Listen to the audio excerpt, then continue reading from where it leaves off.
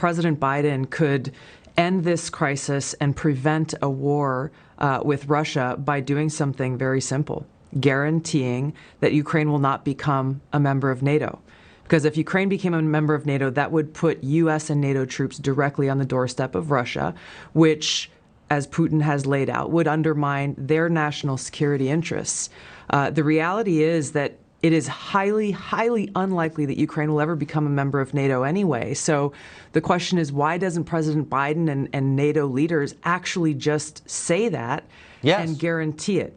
Which begs the question of why are we in this position then?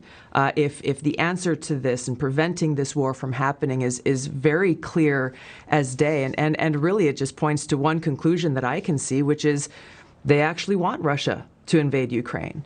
Why would they? Because number one, it gives the Biden administration a clear excuse to go and levy draconian sanctions, which are a modern day siege against Russia and the Russian people. And number two, it cements this Cold War in place. The military-industrial complex is the one that benefits from this. They clearly control the Biden administration. Warmongers on both sides in Washington have been drumming up these tensions. If they get Russia to invade Ukraine, then again, it locks in this new Cold War. The military-industrial complex starts to make a ton of more money than they have been in fighting al-Qaeda or making weapons for al-Qaeda.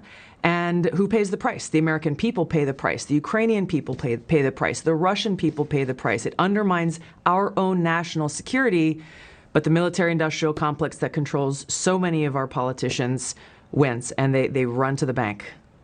You've seen this from both sides as a lawmaker and a member of our armed forces, so I think you've got a credible view on this. I've looked at this carefully, Tucker, and I have yet to find any benefit that a political leader has used or could use to justify this to the American people. All you hear is like, well, we have to defend democracy. We have to defend this democratic country of Ukraine. But as you know very well, this current president, shuts down, arrests political opposition, throws them in jail, shuts down TV stations that are critical to him.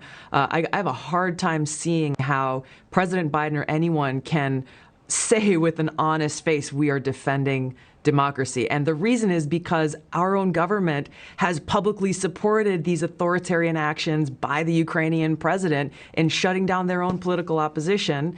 And it begs the question, this sounds familiar to some of the things that unfortunately we're seeing play out right here at home. I was just about to say, it sounds like their kind of democracy.